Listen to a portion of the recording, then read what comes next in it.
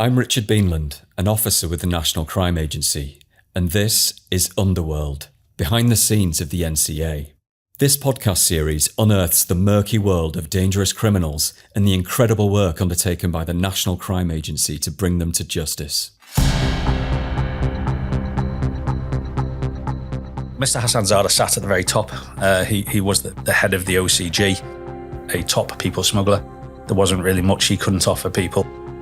It is hugely dangerous to the migrant victims, and the organised crime groups that are involved in smuggling these people don't care about the welfare of those individuals. We see that time and time again. He'd made posts indicating that he was on like the 18th to 20th batch that year. And if we're saying 50 migrants approximately per crossing, obviously that's a lot of people. The constant risk around people's lives is always there, but this is what the NCA does. We also cover and provide protection and security for spec ops, special operations, which also includes technical officers. We're locking bad people up and we're making the world a slightly better place.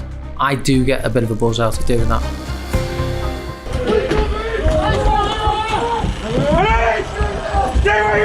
You're under arrest on suspicion of arranging and facilitating the illegal immigration into the United Kingdom, contrary to Section 25 of the Immigration Act 1971.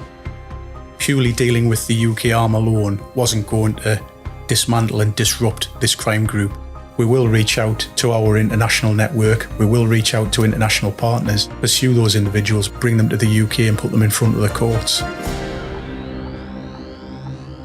This is the story of a people smuggler who ran an international network that moved migrants from his native Iraq into Europe, often ending up in the United Kingdom. You will hear how he used social media to advertise his services and how the National Crime Agency used covert tactics and international collaboration to put him behind bars and disable his entire operation.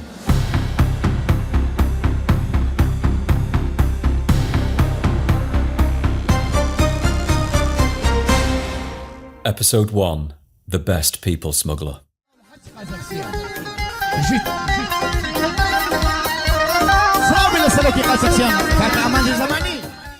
It's 2021 and we're in the Kurdistan region of Iraq.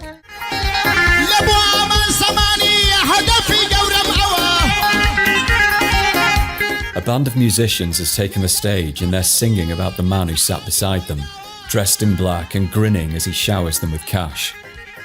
They call him the best smuggler, a first-class smuggler, a brave smuggler whose enemies fear him.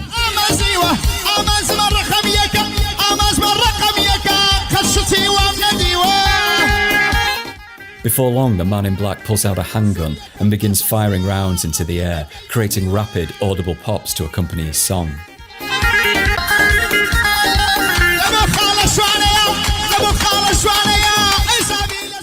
But this isn't a folk song about a tobacco or alcohol smuggler. The man in black smuggles human beings, those who are willing to pay to make the long journey to mainland Europe and the UK. That man in black being fated as the best smuggler is Amanj Zaman, aka Amanj Hasan Zada, who's now based in the northwest of England, and his social media exploits, including this celebratory YouTube video, had put him firmly in the sights of the National Crime Agency. So Mr. Hasan Zada sat at the very top. He was the head of the OCG. We're not certain of when the YouTube video was recorded. We found it very early on in the investigation, and it's obviously quite impactful. What was really useful for us is that it was under the name of Amanj Zaman, which was his criminal alias name. So his entire criminal network know him as Amanj Zaman. That's his business name, essentially. So it was great for us to attribute that to him, because then once we've got that, everything else falls in place. The YouTube clip, which at the time of recording could still be found online, was one of many promotional videos Hasan Zada used as a core part of his people smuggling operation. The 34-year-old was a shrewd marketer who relied on social media to paint himself as a kind of folk hero and not the mastermind of an international criminal organisation. The NCA launched an operation codenamed Sheetful, and the senior investigating officer, or SIO, tasked with the case was Alistair Mullen. His entire model was to get people from generally the Kurdish region of Iraq into Europe, clearly advertising criminal activity via Facebook, TikTok, Snapchat, all of them saying that he was a people smuggler and he was the best. His reputation was prominent in the Kurdish community in northern Iraq. Word of mouth was popular for him. It was anybody that would pay for his services. So Kurds were his primary customer base. And then he did offer additional services to get them to wherever they wanted to go throughout Europe, and quite a few ending up in the UK. There was, say, 80 people on the ribs that they landed. Only 3 of those migrants were his. So the ticket to get onto those ribs, which was coordinated by another smuggler, was basically his name, and it was all communicated between the smugglers via WhatsApp. His model was quite simple. He could run this international network from his living room using one mobile phone with a Wi-Fi connection. And all he did was advertise across social media, saying that if you want to get smuggled into Europe, ring this number. And he charged about $10,000 per passenger to get into Europe. Organised immigration crime, also known as people smuggling, is a chronic threat which puts countless lives at risk and undermines UK border security. The criminals behind these operations often give little thought to the dangers involved, only caring about how much money they can make. Here's NCA Branch Commander Martin Clark. The crime groups involved in organised immigration crime smuggle people across international borders, and do so because they're preying on the vulnerability of these individuals. They want to travel to a different country for their own individual reasons, but crime groups can see there's opportunity there. And the organised crime groups are often a network of individuals, whether it be across the UK or across Europe and further afield. It's all driven by money, and therefore what we see is people being offered transport for between £5,000 and £12,000 for individual migrant victims. Huge sums of money. When you see, sadly on television, the likes of boats with 50, 60 migrants on board, if you imagine, they're all paying huge sums, tens of thousands of pounds. When you add all of that up, you're into the hundreds of thousands or indeed millions of pounds over a period of time. So the financial reward for this particular crime is significant. Certainly on the small boat crossings, they are inherently lethal. Overcrowded, cheap boats sailing the busiest shipping lane in the world. Disaster is inevitable. We've seen over the last few years, and probably beyond that, the significant danger that people are put in, whether it be in HGVs. People might well recall the tragic incident in Essex where a number of migrants lost their lives in the back of a refrigerated lorry. And then similarly, in small boats, people again losing their lives, drowning, or indeed being trampled to death, again because of the desperation of people to try and make their way to the UK. It is hugely, hugely dangerous and risky to the migrant victims. And the organised crime groups that are involved in smuggling these people don't care about the welfare of those individuals. We see that time and time again. After discovering that Hasan Zada was a key player in an international network, Alistair quickly put a strategy in place to better understand his criminal enterprise and secure as much evidence as possible. But first, we had to track him down. He was an illegal migrant himself. He entered the UK illegally, and as such, there is a footprint for him in the UK, so we were able to confirm his location. We knew it was Preston, but through a number of partners, they can tell us that he's paying council tax at this address. He was a top people smuggler. There wasn't really much he couldn't offer people. So I had to come up with a way of where we could gather the evidence. So we obtain authority so we can follow him, and we can do other tactics to collect evidence against him. Those other tactics included our Special Operations Team, or Spec Ops, carrying out covert intelligence gathering using technical equipment, which would prove critical to the case. More on that work later. But first, the team had traced Zada to a house in Stefano Road, Preston, and in 2023, our surveillance team was deployed. Here's one of the specialist officers who carried out that surveillance. We receive the task and we get the appropriate authorities through to make sure everything's legal and above board, brief the team up, and we went out and commenced doing surveillance. It was all intelligence-led surveillance, so dependent on what we were told would be, depending on what days we would decide to go out and do the job. If I said it was hostile to law enforcement, I'd probably be underselling it. It's an area that is frequented by migrants, it's frequented by drug dealers, it's the middle of the prostitution area within Preston. So nighttime activity particularly was quite active. It never seemed to die off at all. So that was in itself was a challenge, because we obviously had to fit in. You need people who have the wherewithal when confronted by third parties to be able to provide a cover story and satisfy the third party that they're not what we are. We're not law enforcement. You know, if you're sat in a van, you've got to convince them that you're a builder. Most of the time, you just use one of several expletives and tell them to get lost, because that's what people would do. And it's all about having a reason to be in the environment that you're in. And the way you dress, your attitude, accents play a large part of it as well. All these things factor into each surveillance officer's sort of profile within a particular environment. If you get to the point where you're actually going to give a cover story and you're not just going to tell them to get lost, then my one's always something along the lines of, yeah, I've had a row with the wife because got a wedding ring on. So all those things ring true. It's all about being believable, but not memorable. It's building blocks. So we start with, well, let's follow him, see who he's meeting, expecting as normal he would meet other co-accused potentially who would become subjects of interest. And we'd be able to identify his network. But in this particular case, his network has all been overseas. There's just him and another co-accused in the UK, and the rest were across Europe and into Iraq. Let's identify them and let's get a picture of them. Let's find out where they live. Identify what phones, how many phones, what is he using, who's he meeting, what's he driving, to build an entire picture of this individual and how he's going about his daily life to commit this criminality. So our objectives were to cover any meetings that individual had, to try and identify the individuals or get imagery of the individuals that Zada met. He very rarely came out the house, to be perfectly honest. So a lot of it centered around covering individuals visiting him at his home address, as well as being able to, should they go off and go to a restaurant or go to a cafe or whatever, covering those meets as well. We then plot off around so that all escapes were covered by one of the officers. It tended to be all Asian males who were visiting. So the difficulty we had was differentiating between what we consider to be criminal meetings and social meetings, which, to be perfectly honest, I found impossible to do. So what we tended to do was leave that to the case team to be able to go through and work out who was who, then ascribe roles to those individuals. Because Zada conducted most of his business from within his own home, investigators resorted to those other covert tactics referred to earlier to help secure as much evidence as possible. To carry out the specialist work, our technical officers were called in and were supported by the surveillance crew who were already familiar with the area, as Alistair explains.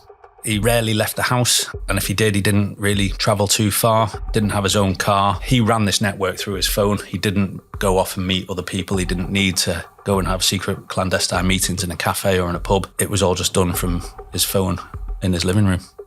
If we're not identifying a meeting with other criminals and evidencing what they're talking about, we needed to think a little bit more outside the box of how we were going to collect the evidence and the intelligence to disrupt it. We were able to deploy some covert audio collection for evidence and intelligence gathering.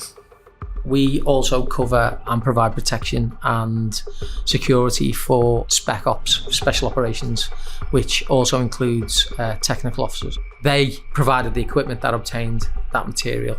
And what we do is, as and when they wish to deploy, we go forward and we put a cordon on, and we then control and we dictate when it's safe to go forward, time it so that we could get them to get to the location that they needed to be at to do their work. We then provide a cordon for that entire process, and then once they were content that they'd done what they needed to do, they'd shout us up, we'd check, and we'd say, right, okay, you can extract them, we'll extract them out, and we literally led them in and led them out. These covert tactics would prove central to the investigation, as they enabled us to hear recorded conversations when Zada met with his criminal associates, providing evidential material that would help the team build their case. The recordings, one of which you're about to hear, included the conversations about yachts, immigration camps, and payments for passengers. On one recording, Zada was heard referring to himself as Amanj Zaman, his criminal alias that his associates used, and he describes how one migrant had reached the other side.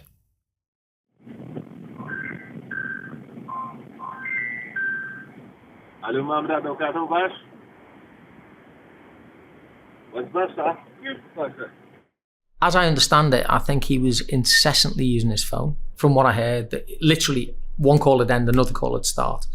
It gave us a really clear picture of the network that he was operating, the volume that he was operating at, and the structure of how he was running this criminal enterprise. He had people who had sort of specialist capabilities for him, people who were responsible for recruiting the migrants, so essentially a sales team on the ground. He had people who were running the social media networks for him. He had oversight of what was put out there, but they were all posted from the KRI. So it was quite a sophisticated network that he was running. It was a strong business model that he had.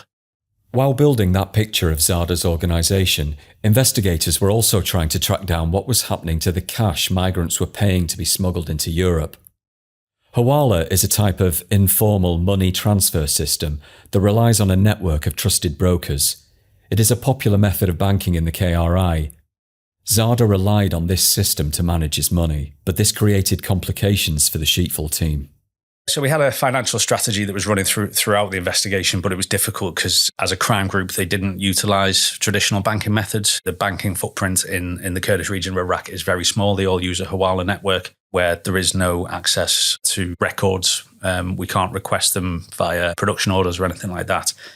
It's based on trust, so obviously they're not going to be particularly forthcoming with law enforcement. We had a particular Hawala or a number of Hawalas that he would use who were trusted. And migrants were directed to pay the money for the crossings into those Hawalas. And at a point where the money had been paid and everything was sorted, they would notify him and he would essentially release them to go on to their journey. So the money was a real challenge, but it was something that we constantly were trying to unpick. They think they're being really clever by living in a small terraced house, driving around in a small Hyundai car, not particularly extravagant in any way, shape or form. On the face of it, they don't look like they're, these big time criminals with these lavish lifestyles and everything else. But that doesn't mean that they haven't got £2-3 million stuck in a bank waiting for them to go and retire to. Doesn't mean they haven't got an estate back in Turkey waiting for them to go and retire to. As far as I believe, the money's never left Iraq. Whether that's been invested into land or property over there and into his wider family, we can only speculate, but the money certainly has never been in the UK. The advent of social media has been game-changing for businesses, allowing them to broadcast their brand and messaging across the globe for free. Zada's business was no different.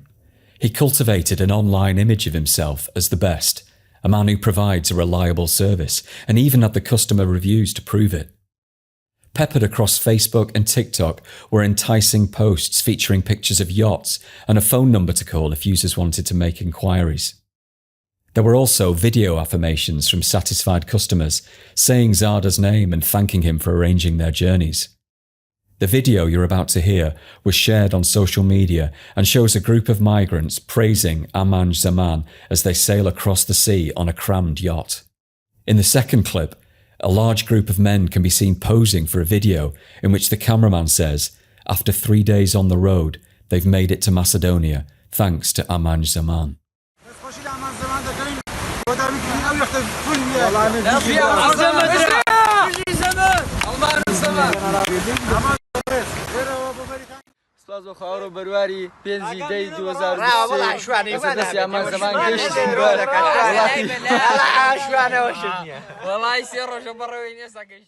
What you would do is you would get a discount if you were to do a review, essentially. So if you were to say that you had a great journey across the Mediterranean, then there was some benefit in that for you, and then he would oversee the production essentially of these videos, making sure he was content with the graphics that were put over it. While investigators on the ground were monitoring Zada's movements and conversations, intelligence officers back at NCA HQ were trawling social media platforms and recording proof of his online advertisements to help illustrate how his business worked. Monica is what is called an open source specialist, an intelligence officer with expertise in scouring the internet for any publicly available information that could help the investigation. There was quite a large open source element of it, with the main subject, Amanj Hasan Zada. And as the most experienced officer on my team with open source, I ended up being tasked with taking that on. It's absolutely anything that's openly available on the internet. It can be, libraries, etc. as well. However, generally for us, it means anything openly available on the internet. Social media, websites, it just means interrogating those and finding information that might be beneath the surface, not obviously available as well. There was a few Facebook profiles which had already been identified as being associated with Hasan Zada. So the first thing I did was to have a look at those, see if I could see what he was up to, what sort of posts he was making, if I could identify any other accounts associated with him from that. The majority of his content, it was videos of migrants currently crossing. So they were usually from Turkey to Italy, and it would be videos of the migrants celebrating their crossing, either like having got to the other side or on the yachts themselves, praising Hasan Zada, saying things like he's the lion of the sea or the king of the sea. For example, there was one where migrants were ripping up their passports after a successful crossing. That was the majority of the content. The social media material that we relied on was really important because it set the tone. It lays out exactly what he was doing, because you have the people that were smuggled saying that they've been smuggled by him. Obviously, we need a lot more to actually back that up. But it was really important to us because that was this entire business model, and we needed to show that, to say this is the level that he's operating at. He's not just a sort of one-man band. This is an organised crime group who are operating a very sophisticated and professional operation. I think it was huge. Every single account he had, and he had multiple across the time we were investigating him, but all of them had upwards of 1,000 followers. I think at the start we had one that had closer to 10,000. They were all getting likes, shares, loads of comments, just praising Hasan Zada. There were numbers quite often advertised for the migrants to contact him or his other facilitators on. That's how he was getting migrants, basically. Although we were able to find hundreds of posts linked to Zada's business, work had to be done to attribute them to the subject and to demonstrate that people smuggling offences advertised in the posts had actually taken place.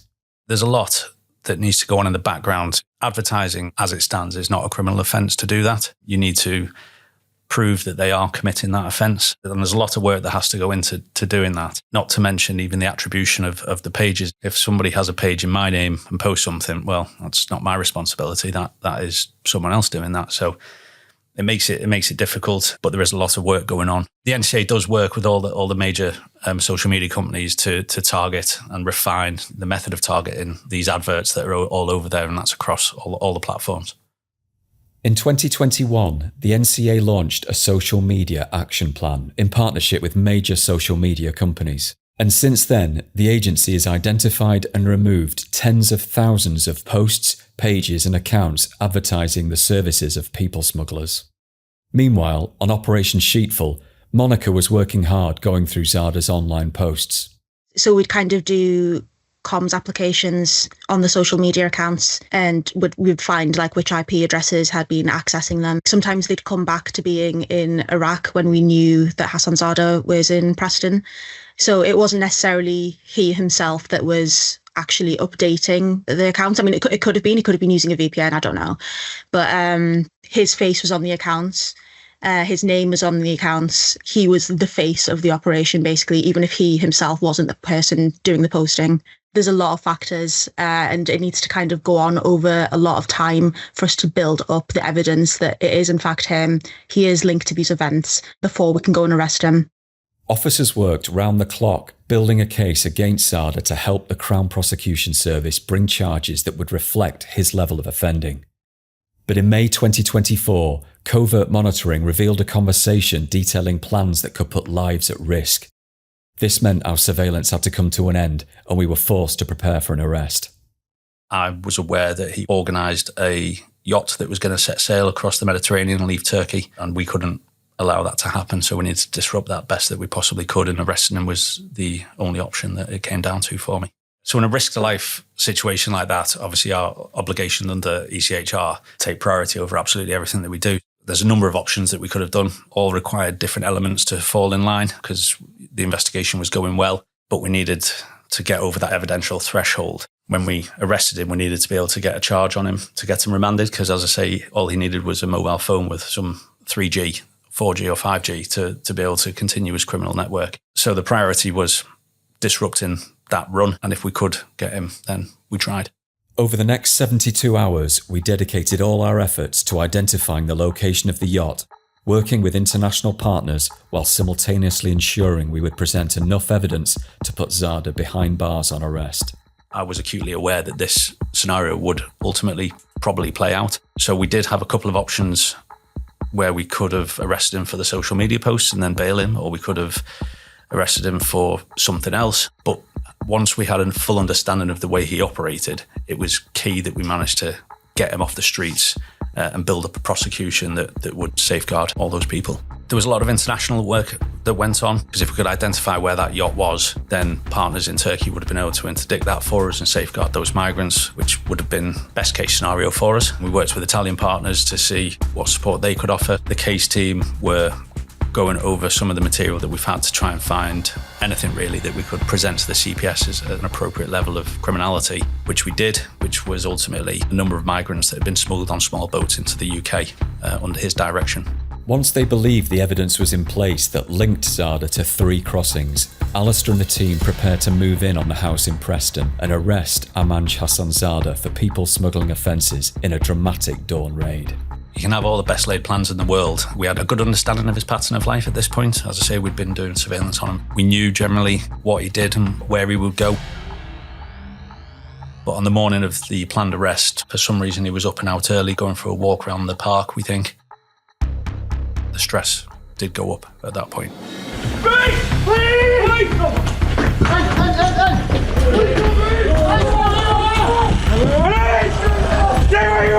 The time is now 8:36, okay? You're under arrest on suspicion of arranging and facilitating the illegal immigration into the United Kingdom, contrary to Section 25 of the Immigration Act 1971, okay?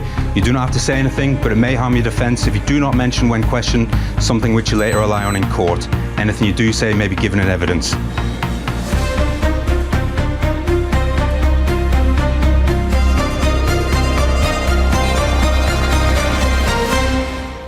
We used method of entry to get in so we could have the elements of surprise. We went early in the morning. It is an exciting moment. It is something that you want to get to. With investigations, you don't always get to that point. For months of my life, I'd been investigating this individual. A lot of time and effort and money had gone into trying to disrupt him. But I think once we were in there and he was secure, we knew what we were going after. We knew we wanted to get hold of his mobile device. It is a bit of a weight lifted, but only temporarily, because then we're on a ticking clock of 24 hours to get what we need to do done. Okay, Amanj, where's your telephone? Sorry? Your telephone. Can take it, mate. Let's keep him one moment. Can you tell us where it is? Yeah. Where? Can you ask him where his telephone is, please? Let's say it. Where is it? Where is it? Through there? Yeah. Just explain to him, this house is going to be searched. We're going to search this house. Do you understand that? What do you mean search?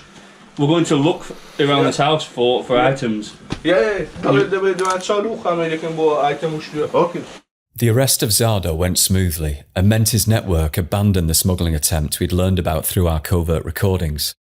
What's more, the team were able to seize his phones, which would provide vital pieces in the jigsaw of his operation. We had specialist capabilities on the day. We had digital field officers accompany us at the arrest, because the plan was if we can get into his phone, then we might be able to identify a location for this yacht, because it was within 12 hours that was going to set sail. So that was a priority for us, getting hold of that phone and then trying to get into it. The migrants were safeguarded. We were able to get a rough location of where the migrants were being held and where the yacht was going to go from. But because of his arrest, that had the desired effect where they called off that criminal run. Meanwhile, work was ongoing to capture as much evidence from social media as possible. So I'd start out by putting his name and any aliases into Facebook. He started out using Facebook more and then moved over to TikTok slowly. So I'd do it across both of them. It'd also be a case of he used some particular hashtags quite often. So I'd monitor those hashtags. I think most of them translated to, the actual country crossings, like it would say Turkey to Italy, would have flags, that sort of thing. His associates were also on social media, so I'd quite often check if any of those had, linked to any new accounts or anything like that. Sometimes his old accounts would be friends with the new account, so I'd be monitoring his friends list for anything new. I remember there was a post he'd made where he was referring to each successful crossing as batches. There were multiple posts actually across 2 Facebook accounts. He'd made posts indicating that he was on the 18th to 20th batch that year. And if we're saying 50 migrants approximately per crossing. Obviously, that's a lot of people. We seized 3 mobile devices from the address. It was frustrating. He doesn't speak English, so everything on his phone was in Sorani Kurd, which put a big delay and additional time pressure. So once we had him charged, we only had 3 or 4 months to get everything in. And we knew a bulk of the evidence was going to be in that phone, but there's only so many people who speak Sorani Kurd that we can use to translate that. So we were almost drip-fed Eureka moments with it, because it would have to be, we think this is relevant, can we get that translated? And then it would come back and you'd be like, oh, great, fantastic. And then carry on like that. We were able to extract volumes of evidence from the phones and bit by bit built an overwhelming case that demonstrated Zada was a prolific people smuggler. We linked the phones to Gmail and Facebook accounts behind his adverts on social media. Some of the numbers found in his device could be linked to those openly advertised online. We found travel tickets connecting him to migrants who'd been smuggled into the UK and messages that linked him to an immigration centre in the Czech Republic. Ultimately, Zada was charged with 3 specific channel crossings that he could be linked to through the material that had been seized. But it was likely he was responsible for many more. Although the entire job was looking at the Mediterranean crossings, which was his primary business, part of the package that he offered was putting people on small boats in northern France and getting them across the UK. So they were the 3 charges essentially that we got. They were large dinghies, essentially. They were ribs, so they had a rigid-hulled inflatable boat, but they were just rubber boats like you see on the news, laden with people all sitting along the edge, feet in the water. Bearing in mind it's November, that is going to be freezing, just reckless. It was through surveillance evidence that we'd gathered, call data records, quite a lot of international evidence obtained via ILAWs from partners in the Czech Republic and elsewhere, as well as material taken from his phone. And in addition, some of the evidence obtained through covert tactics linked directly to the migrants who were being smuggled into the UK.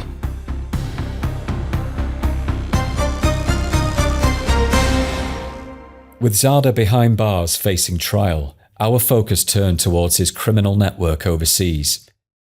Here's NCA branch commander Martin Clark again. The senior investigating officer had a strategy that went international in its reach. Now, the key elements of that included identifying through phone records and other investigative activity links with individuals based in the Kurdistan region of Iraq. We recognised at that point that purely dealing with the UK arm alone wasn't going to dismantle and disrupt this crime group. We engaged with Iraqis quite early on because he was utilising a Iraqi number, which was using in WhatsApp here in the UK. So that was sort of the initial building blocks. But as the investigation went on and we identified that his entire network and his sort of lieutenants, for use of a better word, were all based over there, to have a true long-lasting impact against this crime group, we needed to target those people as well. So throughout the length of the job, we worked with the Kurdish Regional Security Council and Kurdish Regional Security Agency to target and disrupt those members of his crime group. The NCA has a network of international liaison officers based all over the world. Our officer who covers Iraq facilitated the engagement with local law enforcement using relationships they'd cultivated. Here's Colonel Salam from the Kurdistan Regional Security Agency, who joined forces with the NCA on Operation Sheetful. Before this Operation Sheetful, we did not have really the kinds of advanced communication and operations or cooperation with the NCA that we do now. So the relationship since then has grown a lot today. And this type of crime is transnational. It starts in a country, in this case was the Operation Sheetful, the Kurdistan region of Iraq, but ends in places like in UK and other countries. So we find it is a very powerful relationship. The goal was to make sure that the networks are nowhere to hide, and it was all intelligence information exchange between the 2 agencies. Myself and some colleagues travelled on a number of occasions to meet with partners to explore what options we could do. They are committed to tackling this as much as we are, and it was great to work with them. They ran their own investigation into the wider network, which resulted in the arrests in January 2025 of a number of people involved in that people smuggling enterprise.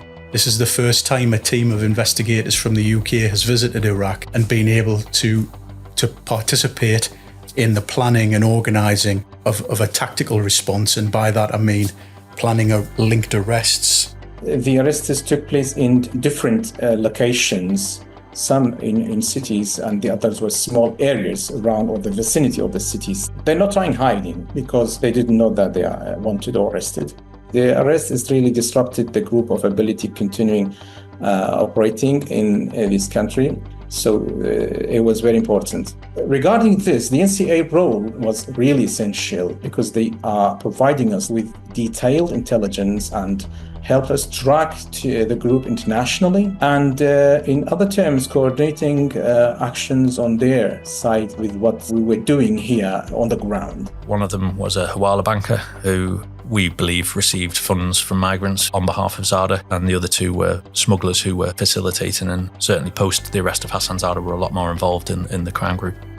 The control that I had on that day was limited because it wasn't my investigation. We were there because we'd been working together throughout this. It was fantastic to see them working the way that they did, and there are a number of factors over there that we don't have to really take into consideration like they do around the security situation and what that looks like for them. I think we ended up going about 5 times, so by the time you're there, you know how it works. We're well looked after. It's always an exciting time when you move towards an arrest phase, because a lot of the work and the culmination of potentially months and months of activity is approaching a really, really important sort of crossroad in the investigation. So you want it to be successful. For the NCA as well, being part of something internationally was absolutely fantastic from my perspective. It was great to see that engagement, and it was really brilliant to be on the ground. When the arrests were conducted and individuals started to be discovered and brought in for questioning, you breathe a sigh of relief because you ultimately, you're pleased it's gone well, you're pleased everybody who is associated with it is safe, and you know that the investigation's going to be progressed and the wider group of individuals involved in organised immigration crime are ultimately going to face justice. It's a fantastic place, and the officers were incredible, dedicated people. The tactics and the tools that they've got is different. Culturally, it's a whole world away, but ultimately they wanted to achieve the same results as us. And it was a bit of, we'll keep going with it and we'll see where we get. And then at the end, we'll have a look and see if we could have improved things. And off the back of those relationships, I'm sure we'll have many more good results coming from that partnership with them. After his arrest, Zada made no comment in interview and later provided a written statement claiming his name was not Zada, that he only helped a few migrants out of goodwill and did nothing illegal. He said any reference to smuggling in the YouTube video or picked up by our surveillance was actually referring to the smuggling of alcohol between Iran and Iraq. Zada entered not guilty pleas to all 3 charges, and in October 2024, his trial started at Preston Crown Court.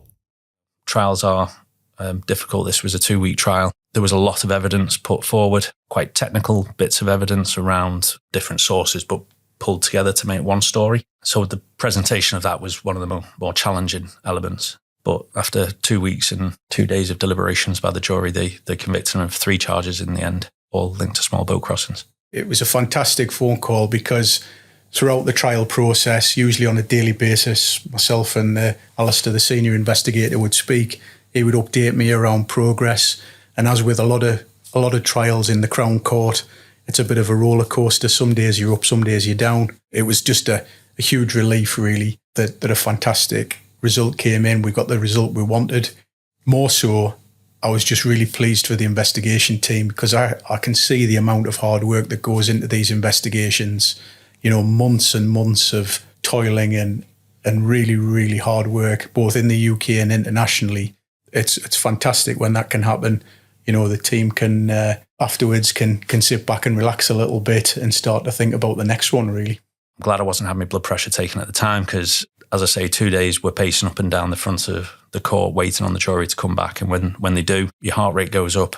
What will be, will be. But then when they announced guilty to charge 1, that was a big relief. And at that point, I was confident that the other 2 charges would be the same just because they were so similar in nature.